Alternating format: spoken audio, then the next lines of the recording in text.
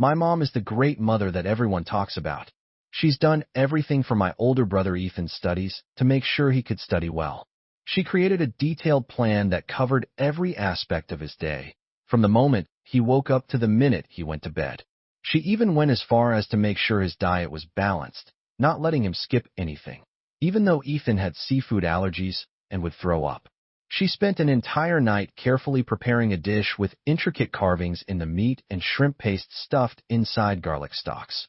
Yet despite all this effort, Ethan still couldn't show any gratitude. He would eat and then immediately throw it up. Later on, rumors started to spread at school that Ethan had developed a crush on his desk mate Luna. So my mom, fearing Ethan might go down the wrong path, stormed into the school and demanded that Luna be expelled immediately. But when Luna transferred to another school, Ethan passed away. Just when everyone thought my mom would change and live the rest of her life in regret, she said to me, "You can't be like your brother, ungrateful. From now on, you'll be my only son. I'll give you all the love I had for your brother."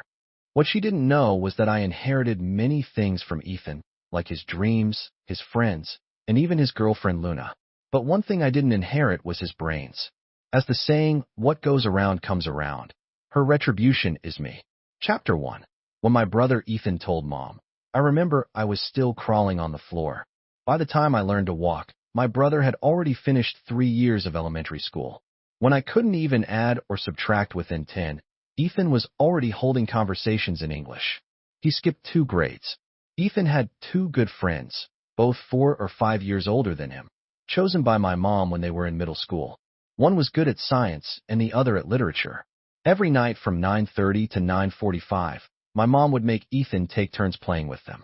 As for me, my time with Ethan was limited to 10 minutes at most. Sometimes I'd sneak over, and my mom would grab me by the neck and scold me, saying, "Get out." I'd struggle, and, "I don't want Ultraman. I want my brother. Brother. Brother." Ethan would look at me and laugh, but then I'd be thrown out. Afterward, I could hear my mom's gentle voice in the room. She asked, "Why were you laughing just now?" Ethan replied, "I didn't laugh." Mom sighed and said, "Ethan, I looked at the test, and why were you second this time? I've sacrificed my time with your brother to help you. Every point you get is from your brother's love. Do you understand?" Ethan's voice dropped. He said, "The teacher made a mistake on one of the questions." Another student pointed it out, and the teacher gave her an extra point. Mom asked, "Then why didn't you point it out?" Ethan went silent for a long time. I thought it was because Ethan was scared. Ever since Mom sent a half-hour-long 60-second voice message to the parent group, Ethan hadn't talked much with his teachers. The second time, that same girl tied with Ethan for first place again. Mom stayed up all night, talked to the teacher for a long time, and even saw the test paper. The teacher praised Ethan, saying he had done very well. These kinds of Olympiad questions are usually tough for most students. Mom asked how the girl, who hadn't studied Olympiad math, managed to solve them. The teacher said they were desk mates and helped each other when Ethan had explained the problems to her. Mom came home with a dark face. She usually didn't lose her temper, but this time she called Ethan over, made him sit in front of the computer, and memorized lines of code. She said, "Can't memorize it? It's so hard to memorize. These codes are written by your father line by line. I've endured so much for you. I gave up my career to take care of you, and now the family has to rely on your dad's salary. Your dad works so hard for the money, and you just go around giving favors to your classmates? You're 11 now, not a little kid anymore. I didn't teach you to be selfish. You need to understand, even 1 point can make a difference, and 1 point can decide whether you pass the exam or not. Ethan, remember, success comes with sacrifices." Ethan couldn't explain. His silence was just a temper tantrum. So Mom said, "Tomorrow, go find that Luna girl and ask her to pay back the money for the question based on the tutoring fee." Ethan's voice cracked as he said, "No." Mom shouted, "No? You have to go." Ethan started crying. I rubbed my eyes and went out to call for Mom. She had to come over. When she was holding me and taking me back to my room, I said, "Mom, the teacher said that if you take something from a friend and change your mind, they'll get mad." Mom glared at me and said, "You're still young. You don't need to understand. I don't want you to have bad friends, especially girlfriends who just want to take advantage of you. But does that mean same-gender friends are always good? I've seen those two older friends borrow money from Ethan, claiming they'd pay him back. Chapter 2. Ethan didn't ask his female classmate for money. He lied. He took the money from my piggy bank, 2 red bills, but it wasn't enough. Late at night, when I thought Mom was asleep, I quietly sneaked out of bed, took 2 more 50s from another jar, and gave them to Ethan. I whispered, "Here's more, all for you, brother. Why aren't you asleep yet?" Ethan was still sitting at the desk in front of a white sheet of paper that was bigger than a world map, filled with grids, a plan for all 360 professions. Every day was scheduled so dense and tight, like a beehive. He looked at the grid and said, "I still have 2 tests left to finish today." I frowned. "But the moon's already so high." "Brother, will I have to do this when I start primary school next year?" I'm so stupid. Even if Mom's hands were covered in candle wax, I still wouldn't be able to memorize it. Ethan trembled slightly and said, "No, you won't. I'll be here." He patted my head. "Go to sleep." I walked to the door, and Ethan, head lowered, had his shoulders trembling slightly. I ran back. Ethan didn't lift his head, but tears were rolling down his cheeks. He said, "That classmate helped me with the chores. I skipped grades and am younger than them, so no one plays with me. Only Luna does. She's my best friend, the only one." I said, "Brother, don't cry. Just give the money to Mom tomorrow. It'll be fine." But it wasn't fine. Mom recognized the marks and serial numbers on the money. She had all my money numbered, and she had registered it with the shopkeeper at the convenience store outside the neighborhood. She called Ethan over and gently asked, "Is there anything you've been hiding from me?" Ethan said, "No." Mom's voice grew even softer. She asked again, "I'm asking you once more. Is there anything you've been hiding from me?" It was always like this. Before Mom got angry, she would always be particularly gentle. She asked, "Do you feel embarrassed? You can tell me anything, okay?"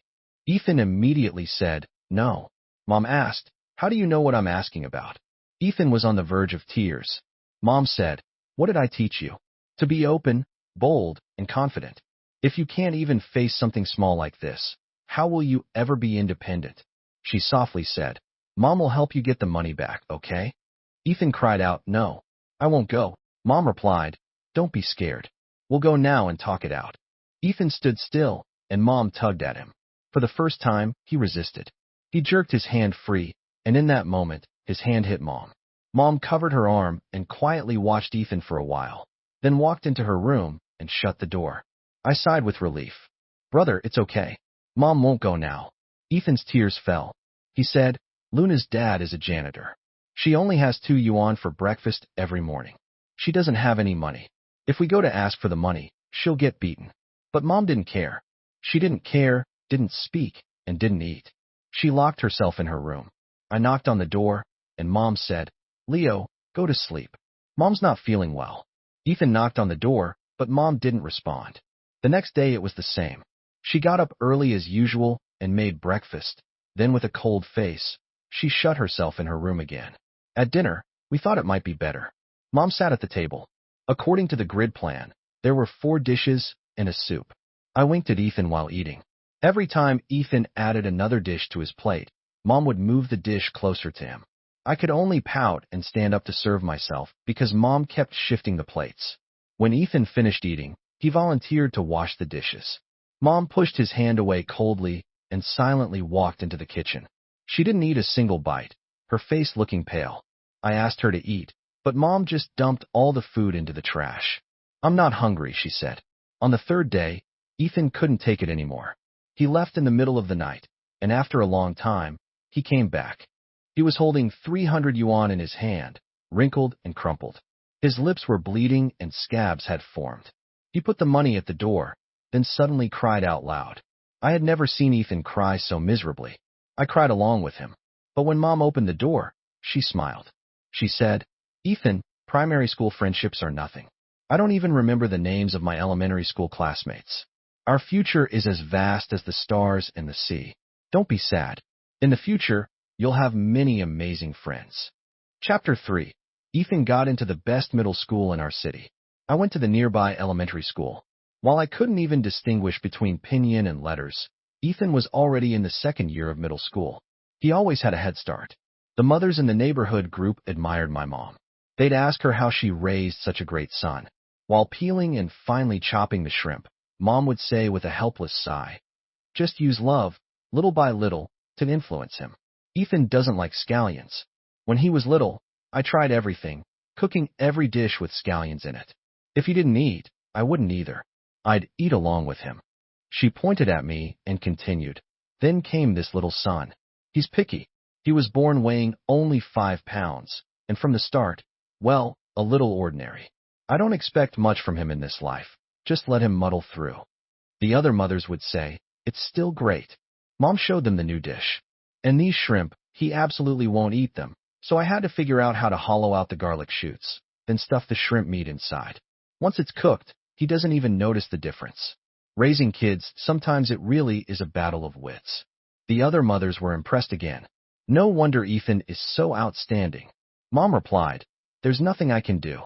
This is my life, sacrificing everything just to give my kids a head start." The other mother said, "Look at how hard your mom works." I said, "But my brother doesn't like shrimp." "Mom, why don't you give it to me? I like shrimp." Mom said, "You eat whatever you want. Your brother works hard on his studies. Let him have it." She repeated the same thing again at the dinner table. When Ethan came home, there were 2 lion's heads and 2 fried eggs, perfectly matched. Mom told us to eat first. She needed to wash the dishes. Ethan said, "Let's wash them after we finish eating. We'll do it together." Mom insisted, "Eat first." Ethan gave me 1 lion's head, leaving 1.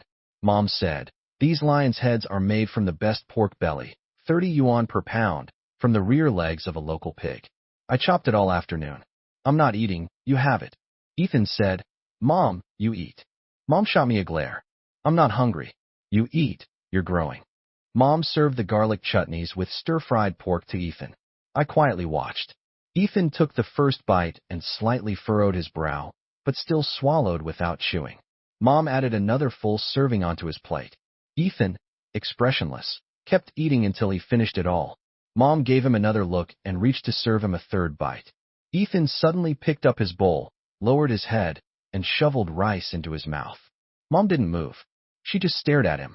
I, with a bold face, stretched out my bowl. "Mom, give it to me. I want some." Mom still just looked at Ethan. She didn't say anything or move.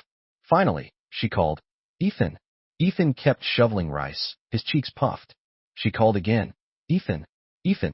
Mom suddenly dropped her chopsticks, stood up, and walked to her room, slamming the door behind her. Ethan kept eating. I glanced at the door and then at Ethan. "Brother, Mom's gone. Stop eating." Ethan lifted his head and said, "I'm not even hungry. Whether it's front or back legs of the pig, whether it's ground with a meat grinder or chopped with a knife, it's all the same. It's all shrimp flavored. The smell? I hate her smell."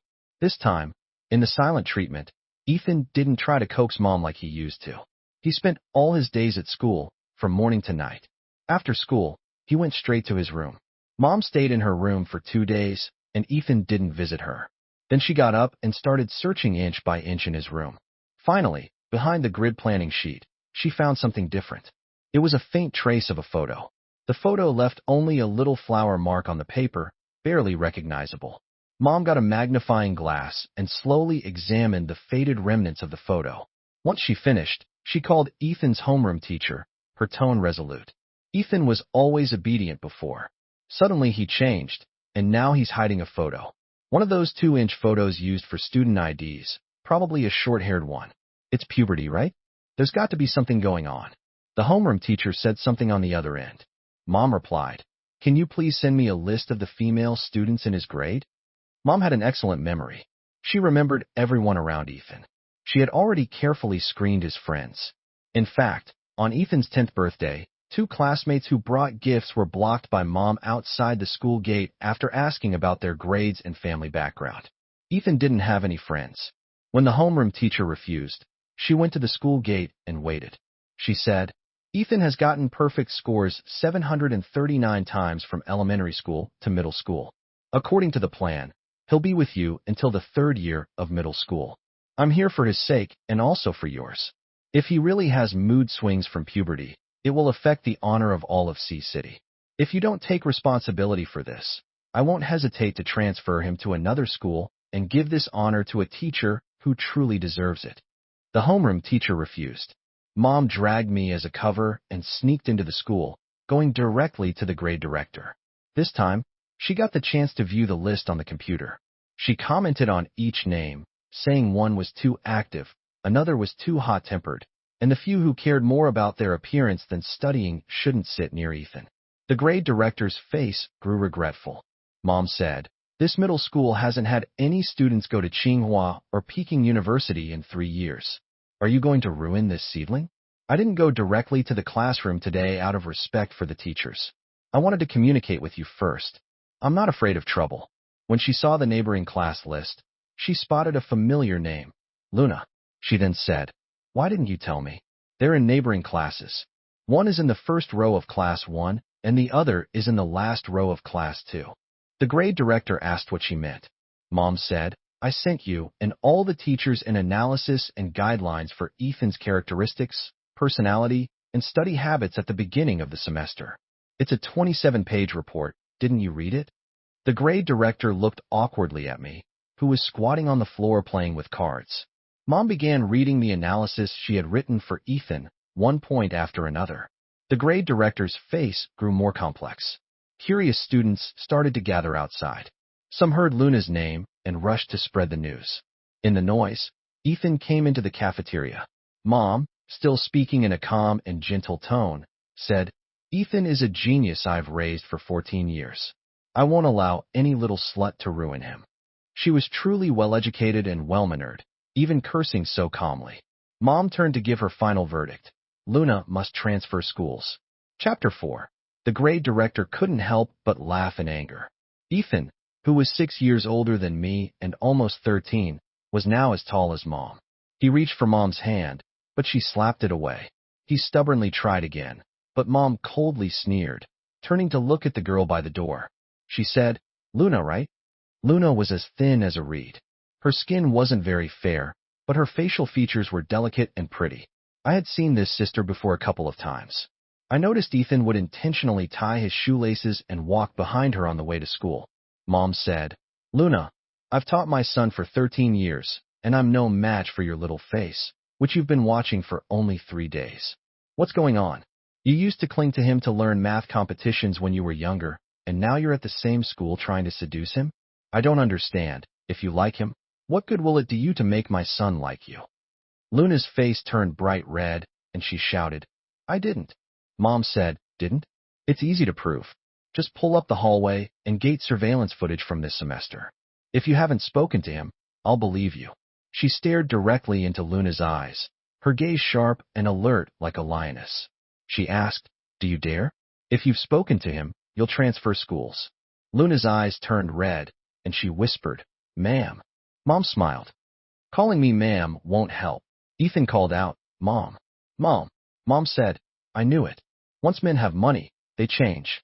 My son only gets 20 yuan for pocket money each week. After breakfast, there's no money left for even a drink of water, and you're so shameless, using the money your dad makes sweeping streets to make up for it." Ethan's voice turned desperate. "Mom, please stop talking." Mom scolded, "If she dares to be cheap, I can't speak. If you don't want others to know, don't do it. I've marked and sewn the buttons and zippers on your clothes every day. Last Friday, when you came home, your zipper wasn't in the right place, and there were signs that your clothes had been pulled. I asked the homeroom teacher, and the only classes that stayed late that day were yours. Care to explain, Luna?" Luna burst into tears. "I really don't know." Ethan stood in front of Luna, anger in his eyes. He gritted his teeth and said, Are you sick?" Mom smiled coldly. "Feeling sorry for her now? You're defending her." Ethan exploded. "You're the one who's sick. You're crazy." He reached out and pushed Mom hard. "Leave." Mom's smile froze for a moment, but she quickly steadied herself and then smirked again. She said, "Today you think I'm crazy, it's fine. When you grow up, you'll understand who truly wants what's best for you. Ethan, I've sacrificed everything to send you to school, not for you to fall in love. If you can't control yourself now, you'll ruin your life later." Ethan gritted his teeth. "What are you talking about?" He was truly furious now. At that moment, Luna, standing behind him, sobbed and said, "I don't like Ethan. I like someone else." With those words, Ethan froze. His face was like someone had slapped him. All the anger he had just felt in defending Luna disappeared in an instant. It was like a huge balloon that had been expanding suddenly punctured by a single shot. Mom immediately burst into laughter. She said, "Ethan, look at you. You're truly laughable. You're defending someone who doesn't even care about you." For her, you hid her student photo behind your exam voucher sheet. You rushed to leave every day at the exact time. Isn't that ridiculous? Ethan said, "I didn't." Luna, already embarrassed, ran off. People surrounded them. Ethan's face turned pale, as white as a wall. I suddenly felt an indescribable fear. I pushed through the crowd and rushed to my mom. "Mom, please stop." Mom looked at Ethan, then said, "It's fine if I stop, but if your brother softens and admits where he went wrong, I'll give him some face today." The old issue resurfaced, the night from 3 days ago. Mom had been waiting for Ethan to apologize, the same apology he always gave. But this time, Ethan didn't apologize. He turned and ran out of the room. I wanted to chase after him. Mom grabbed my arm and said, "What's there to chase? If you can't even bear this little bit of pressure, how will you face the college entrance exams? How will you face society?" I said, "But brother." She was unruffled. "I know my son. He has the ability to handle this kind of pressure. Just watch. Sometimes you need to deliver one strong blow so you don't get hit 100 times. From today, at least your brother can focus on his studies in peace for the next 3 years of middle school." She kept speaking.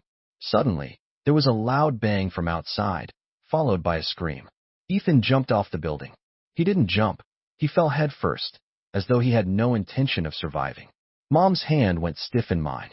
"Brother," I screamed, crying out. Mom grabbed me tightly and tried to pull me away from rushing outside. The police and ambulance arrived. A white cloth covered Ethan's body, and Mom seemed to age 10 years in an instant. Her hand was dry and stiff, pulling me away, leading me in the opposite direction. She had loved Ethan as though it were to the bone, but in that moment, her heart seemed to turn into steel and stone. She said, "Leo, from now on, you are my only son. I'll give you all the love I had for Ethan." I gritted my teeth, narrowed my eyes, and silently watched her, not saying a word. Chapter 5. That night, I cried myself to sleep. Later, my mom carried me to Ethan's room. In the middle of the night, I heard her calling Dad. She said, "I'll give you back an excellent child." The next day at 6 o'clock in the morning, she woke me up. Her eyes were bloodshot, and her lips were tightly pressed together. She said, "Leo, Mom didn't sleep all night. I've analyzed your situation. Your foundation is too weak." I rubbed my swollen eyes. In front of Mom were all my textbooks and assignments from 1st and 2nd grade, along with test papers. There were dense circles and markings all over them. She said, "You made mistakes in the final nasal sound and pinyin in 1st grade, and you're still making the same mistakes in 2nd grade. Basic arithmetic rules are from left to right, multiplication and division before addition and subtraction. You made this basic mistake 14 times. Leo, how can you still sleep?" I said, "Mom, I can sleep. I'm really tired." She frowned but ignored me, continuing to show me the new schedules and plans. She said, "Luckily, you're still in 2nd grade, a slow start, but if you switch to a better school, there's still a chance." I was too tired and yawned. Mom furrowed her brows and said, "When Ethan was your age, I didn't have to call him. He would just get up. Your brother's greatest wish in life is to get into Peking University. Leo, can you live up to that? Your opportunity to study is something your brother fought for with his life." After yesterday's incident, Mom used the excuse that she wouldn't bring Ethan back to ask for a spot in a key class for me. My got stuck halfway. It felt like waking up from a dream only to realize it was all real. I thought of Ethan. I started crying. Mom said, "According to the memory spectrum method, from 6 in the morning to 10 is the best time for memory. Are you sure you want to spend this time crying? Only the weak cry." I said, "I'm sure, because I'm the weak one." She said, "Mom will teach you how to become strong." I replied, "But I like being weak. I want to be weak. By the way, when can I go see Ethan?" She smiled, speaking slowly. "Leo, today I'm going to teach you your first lesson. The weak have no right to make demands." At 7:30 in the morning, Mom took me to school, as usual. She started worrying about my clothes, making me change into 3 different sets, still frowning. "Why are the sleeves so much shorter? The pants are too short too. I had worn these same clothes for 2 years. She noticed that I hadn't eaten any fruit or carrots for breakfast, so she prepared 3 kinds of juice made from fruits and vegetables I hated. While I ate, she calculated how much free time I had during breaks and assigned me 12 vocabulary words and 2 poems. She said, "I don't want to pressure you too much, but we're already behind. If we work a little harder, just 1 extra hour a day, in a year that's 365 extra hours, almost a whole semester's worth of study. Your brother jumped 2 grades. If you work hard, by the time you're in 6th grade, you can catch up with his pace." I said, "What if I can't catch up?" She replied, "It's impossible. This is the best elementary school in the city. This opportunity is precious. Leo, your brother is waiting for you. Do you think you can catch up?" On the way, we ran into some aunties from the neighborhood. The aunties had complex yet curious expressions on their faces. Mom took the initiative to announce, "Our Leo is preparing to transfer schools." She named the very competitive elementary school. The aunties were immediately intrigued. They asked, "Without a district house, how did you get into that school?" Mom clenched her jaw and said, "They owe me. They owe Leo." The auntie's admiration and agreement seemed to lift her mood a little. Once we were out of the elevator, she began to teach me. She said, "Did you see that? When facing failure, running away isn't the answer. You just need one more success, and others will keep envying you. Do you understand? Failure was Ethan. Just a failure?" I looked at her opening and closing mouth, responding with no expression. "I don't understand." She furrowed her brows slightly and asked, "What?" I clenched my fists and yelled, "I don't know. I don't know." She calmly, gently pressed the elevator button to open the door. She waited until I finished shouting, then squatted down and looked into my eyes. She said, "Leo, do you feel better now that you've vented?" It was rush hour, with people waiting for the elevator on the first floor. Someone outside impatiently asked why Mom was blocking the elevator. Mom ignored them. She only slowly and deliberately asked about me. "I know you're under a lot of pressure. Do you feel better now?" People outside started cursing, telling her to take the kids somewhere else and get out of the way. Mom's eyes went cold, and she turned around sharply, shouting, "Anyone who believes my child will have to fight me." She looked at me and said, "Don't be afraid. Mom will protect you with her life. Tell me, did you understand what I just said? Did you hear it? If you did, I'll let go." More and more people gathered around, all staring at me. They didn't dare to provoke Mom, but their eyes kept urging me.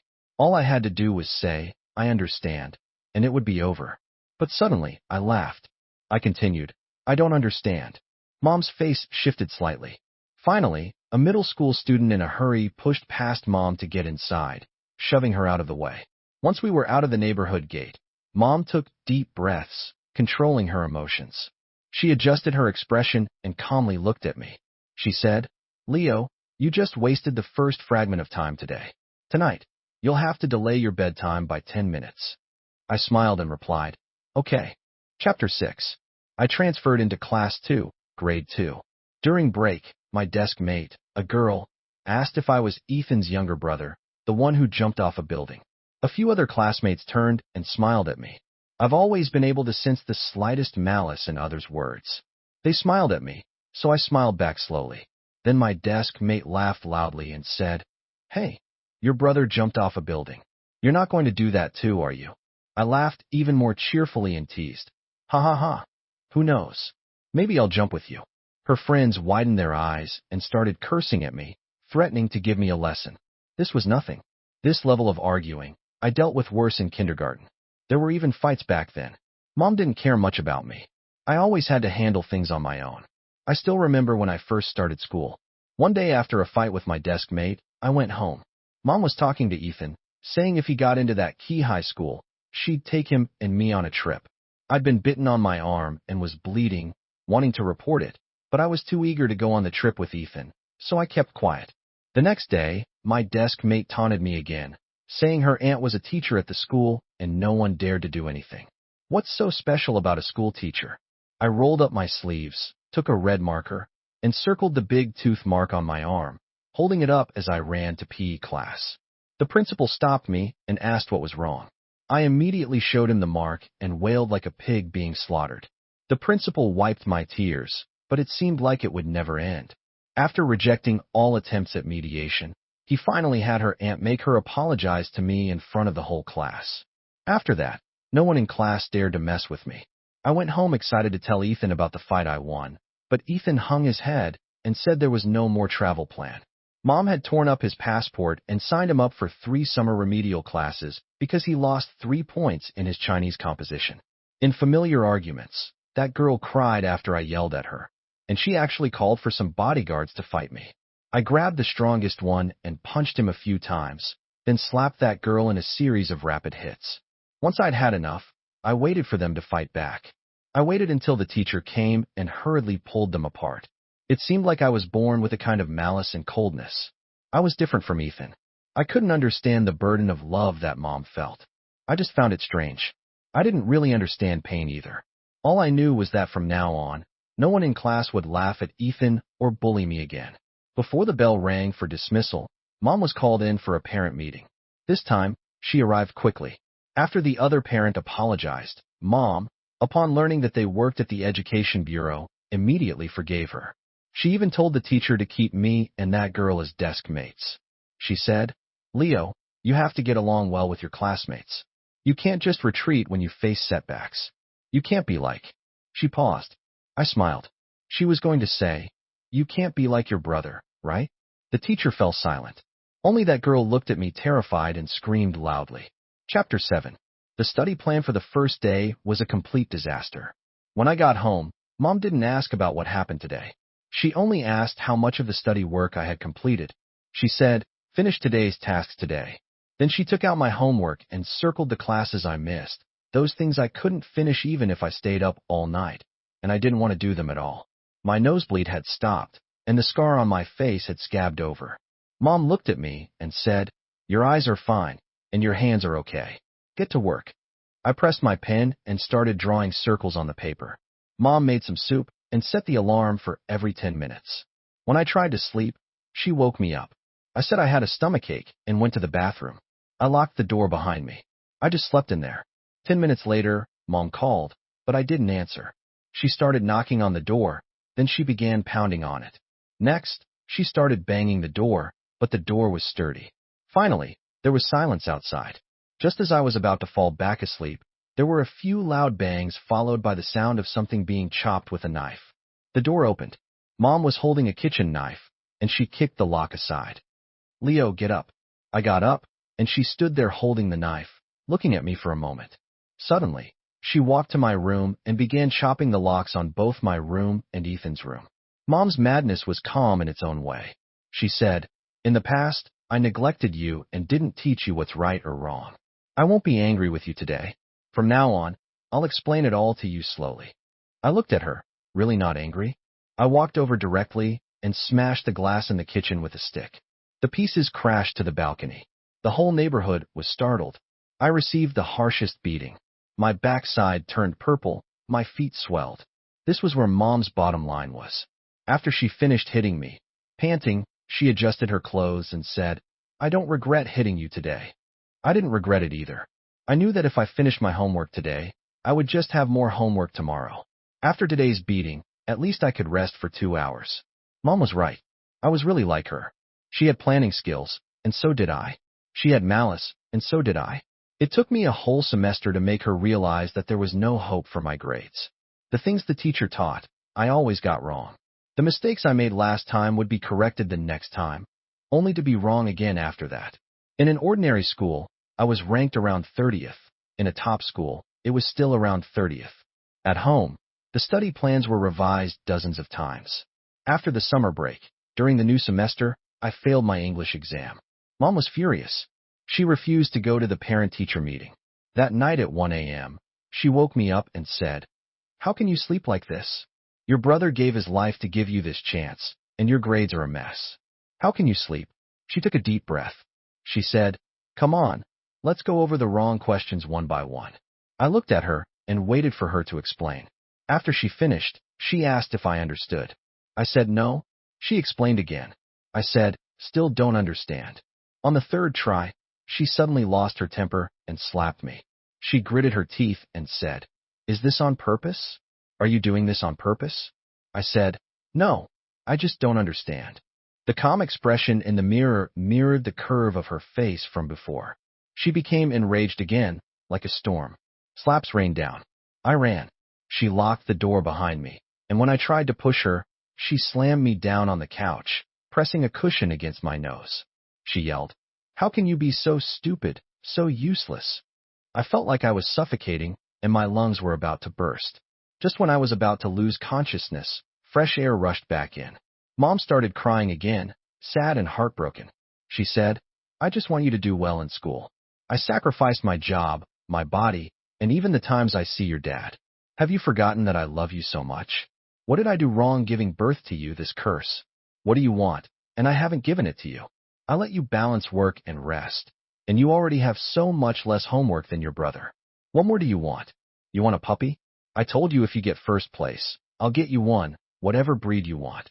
That same line she once said to Ethan now fell on my ears. She forgot. I have a good memory. I just pretended not to. The puppy she mentioned wasn't even something I liked. It was something Ethan wanted. That year, Ethan got the puppy as a reward, but 2 months later, the puppy was thrown out because he got a word wrong. So I laughed and said, "I don't know, Mom. Is it possible that you're teaching me wrong?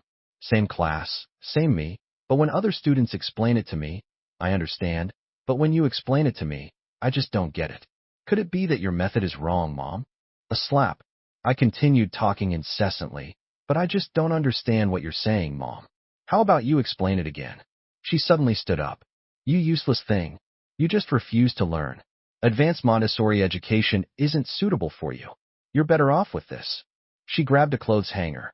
With Ethan gone, Mom no longer pretended to be that gentle, elegant, highly educated woman, and I no longer pretended to be the clever and obedient younger brother. Mom doesn't hit faces, it's always the body. It didn't matter. The next day, I wore a short-sleeved shirt. The aunties in the neighborhood saw me, and this time they didn't say Mom loved me. Instead, they looked at me with sympathy. They murmured, "Used to be." I knew it. You can't push kids that hard. Mom angrily retorted, "Shut up. You know nothing." She turned and gave me a fierce look. She said, "Are you happy now? I'll get a new son, and I won't need you anymore." For other kids, those would have been the most malicious words, but for me, they didn't have any power. Chapter 8. My life returned to how it was before. In the mornings, there were no more 3 kinds of disgusting vegetable and fruit juices. Mom stopped caring about my clothes. Dinner became leftover lunch. Mom started taking her medication seriously, and she began to monitor every cycle of her period. Before, she used to get easily irritated right before her period, but now, even a week before her period, she would still be angry, saying, "Just wait." She also said, "If you could improve your grades, I wouldn't have to work so hard," as if that child was meant for me. She told me I didn't deserve to sleep in the room of a top student. I went back to my little room. Ethan's things were cleared out. Aside from his study notes and homework, all his sketchbooks and other drawings were packed and thrown away. I dug them out of the trash one by one, reading through them over and over again. What she didn't know was that I could do all of the homework. The lessons the teacher gave weren't hard.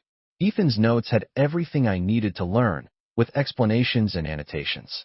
Back when I said I was afraid of studying, he prepared everything for me.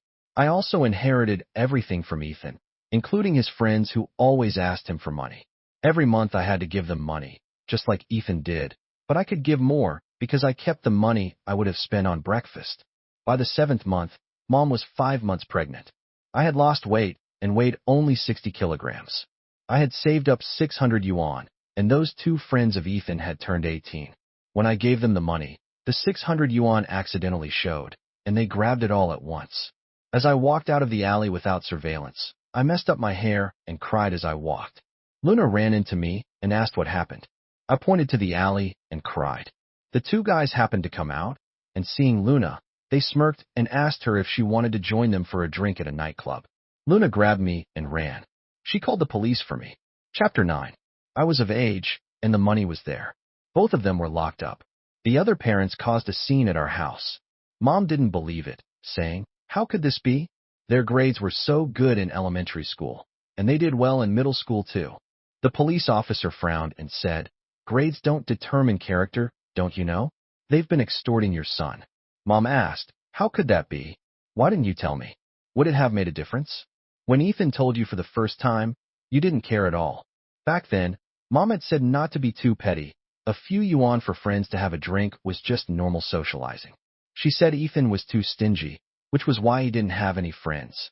She even made him bring homemade cake to apologize to them because these two friends were carefully chosen by Mom.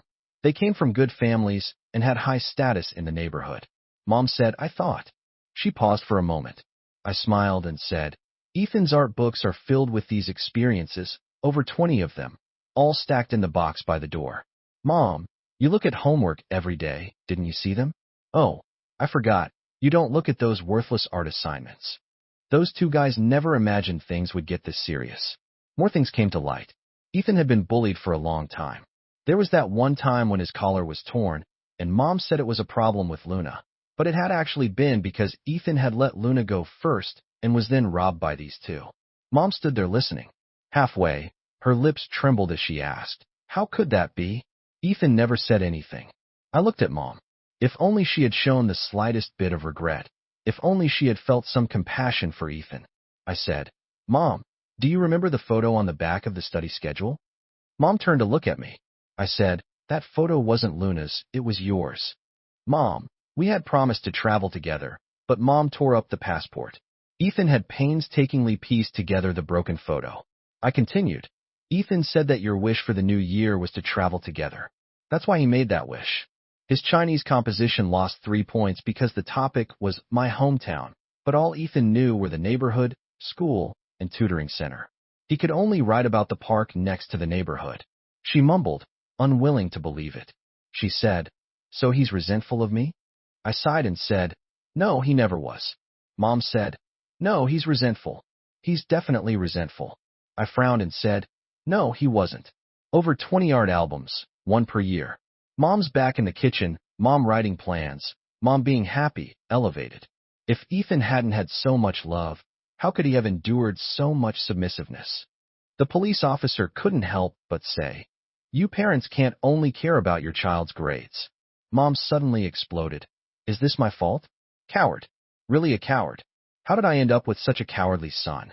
Her eyes turned red as she stomped her foot. I heard her say, he deserves it. He's just a deserving fool. I suddenly lunged forward and shoved her to the ground. It only lasted a second before Mom reacted. I received a solid slap across the face, and she threw me hard into the table. I started bleeding from my nose. Mom was pulled away. She struggled to give me another slap, yelling, you worthless thing. You killed your brother, and now you want to kill your little brother? If it wasn't for you always covering for your brother, how could his mind be so fragile? Right, it's all your fault. She was never wrong. It was always someone else's fault. Just like with the baby inside her. The doctor had clearly said that this baby might have problems. They suggested an amniocentesis to check for Down syndrome. But she said, this pregnancy, the timing, the medicine, it's just like when I was pregnant with Ethan. How could there be a problem? She cursed me in the house. Even if it's dumb, it won't be dumber than you, you idiot.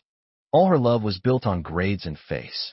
Once that was gone, she showed her most terrifying side. It's like treating a stock you've bought. Chapter 10. I coldly looked at her. I said, Ethan is fragile because he loves you. You're not fragile because you don't love him at all. Mom said, I've sacrificed so much. I gave up my job for him. I'm a college graduate, but I became a housewife. I gained so much weight, ruined my figure, and did all this for him. Of course, he should love me. I replied, you think I don't know? Mom looked at me with confusion.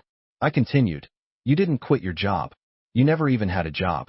You went to a junior college, but you didn't even get your diploma. You couldn't even pass the 4th level of English in college. You were this weight before you got married, and you're still the same after. It's not because of us that you gained weight.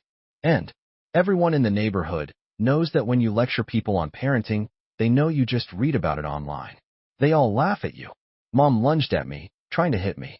She shouted, I'll tear your mouth off. This time, the result of my outburst was that Mom said I was hopeless, that my wings had hardened, and that from now on, she would pretend I wasn't her son. She would no longer show me any love. She called my dad, who was stationed abroad, saying she was going to send me to the countryside. She said, Leo's IQ is low. He's useless. He's just a burden. I don't want him. You don't have to either. I'll give you another son, Just like Ethan, my dad, who had been sent abroad when I was 3, only needed to earn money. When he was studying, he was only responsible for studying. When he was working, he was only responsible for working. And when it came to being a father, his only job was to respond with a hey. His life was so simple, it was cruel to others. He didn't care about the family or the children's education. He was like a zombie. Occasionally, he would suddenly come back to life, and then he would severely discipline us, especially me. Mom called him on speakerphone. Dad said, Leo is toxic.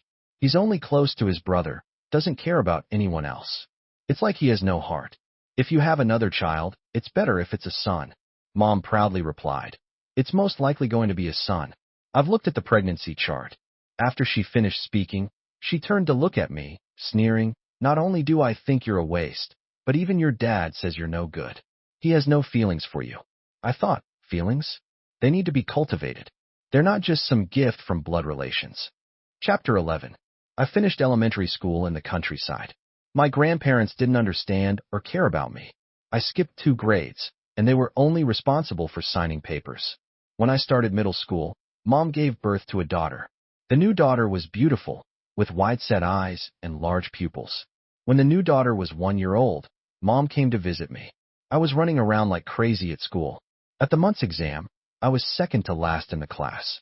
The teacher told my mom, Leo usually does well. How did he suddenly do so badly? Mom, disappointed, scoffed. Don't flatter him. Do you think I don't know his level? When the new daughter went to kindergarten, I started attending a middle school in the countryside. Mom came to visit again. She looked much more haggard. She asked me, do you realize your mistake? I said, are you asking if it was wrong for me to say you didn't work, or if it was wrong for you to curse at people? Which one? Mom trembled with anger. She said, if you come back with me now, you can still have a future. If you stay in this countryside school, your life is ruined. The class teacher frowned at her and understood why I wanted her to remain silent. Mom softened her tone and said, Leo, I heard you came 3rd in the class this time. You have potential. If you get some tutoring. I smiled and said, you mean that score? I copied it. Well, not really copied. I had my desk mate and the person behind me copy it. We all tied for 1st, and I came 3rd because of my surname. Mom turned pale for a second. She said, you. I said, what can I do? I'm just stupid. I can't learn. Mom looked at my new clothes and asked, where did you get the money to buy these clothes? I smiled and said, I stole it. For the 3 years of middle school, I got 100 yuan a month for living expenses. Without the school's subsidies and the teacher's support, I would have struggled even more. Mom stood there speechless. There was a hint of regret in her eyes. When the class bell rang, I quickly ran to class. Mom didn't visit for a long time. I won 1st place in the provincial physics competition during middle school and was placed on the high school admission list. I kept the certificate with the class teacher. When I got home, my grandmother's phone was blown up. It was a call from Mom. She said, I saw online that the winner of that competition is named Leo. I laughed and said, what? I won a prize. Haha, what nonsense. It's probably someone with the same name. Mom sneered, I knew it. How could you with your grades? You can't even copy properly. With your pig brain, how could you be half as smart as your brother? I replied, right. Mom, how's the new daughter doing? We were both good at attacking each other. On the other end of the line, I could hear a child screaming. My mom hung up the phone. When I entered high school early, Mom's new daughter finally started elementary school. She didn't have time for me. When I was in my senior year, Mom probably thought I would graduate from middle school soon. After the college entrance exam that summer, everything was settled. On June 20th, I was working a summer job. She finally called me. Mom said she had finished my 9 years of compulsory education. If I wanted to continue studying, I had to come home and talk things through. She said, high school isn't that easy. Without your parents' support, how long can you keep your stubbornness? I said, I'm not going to high school. I'm going to work in the restaurant. I could hear the boss urging me. Mom caught on. You really are working? I said, yeah, 3,000 a month. Next week, I'm going to work in a factory. It comes with food and lodging, and I heard they pay 5,000 a month plus overtime. Mom hesitated and said, Leo, do you really have to be like this with me? Your sister isn't doing well. If you come back, I can help you. If you want to study in high school, I can help you. I said, even if I'm dumb, I'm still smarter than her, right? I'm evil, Mom. How could you forget that? Mom became agitated. She always had trouble controlling her emotions when it came to me. She yelled, "If you hadn't bumped into her that day, her brain wouldn't be this messed up. Now she's in the big class and still can't go to the toilet on her own. The teacher said she should be taken to the hospital. Shouldn't you be responsible?" I laughed and said, "We can't afford to take her to the hospital, Mom."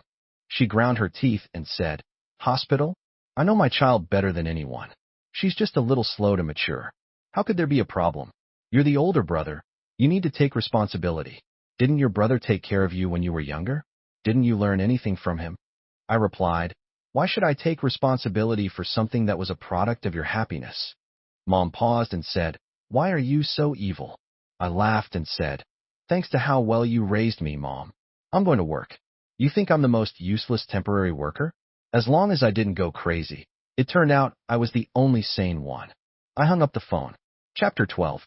My college entrance exam results were good enough for me to get into a top university.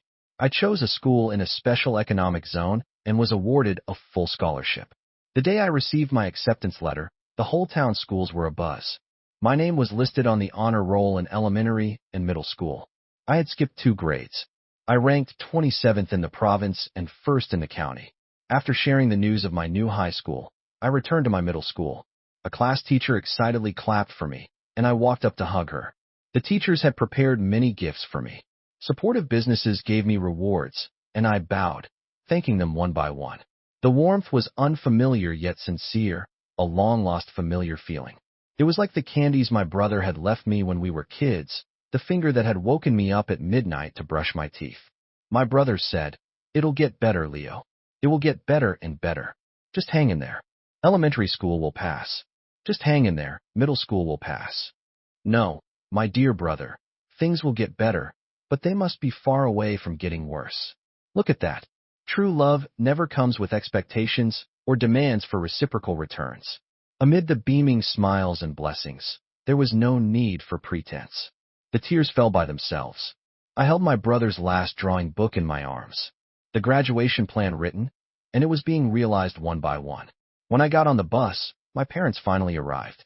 Not only did they come, but they also brought my new daughter.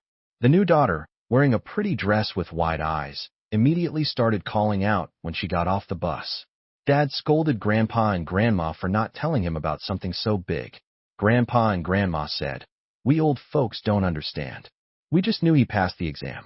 We didn't know it was for university until we arrived. But he's not even at the age to go to college yet." Mom let go of my sister's hand and rushed over. She said, "How could this be? Isn't he supposed to be in 3rd year of middle school? Wasn't he working washing dishes?" The class teacher said, "Leo's grades are excellent. He skipped 3 grades, twice in elementary school, once in middle school. Didn't you know? A genius like him is truly rare." Mom looked at me in disbelief and said, "How could this be? I didn't even tutor him. He didn't do any of those plans. I still remember how he didn't understand basic math operations. He couldn't solve problems, and he fought and stole. How could this be?" She stuttered and was speechless, staring in shock.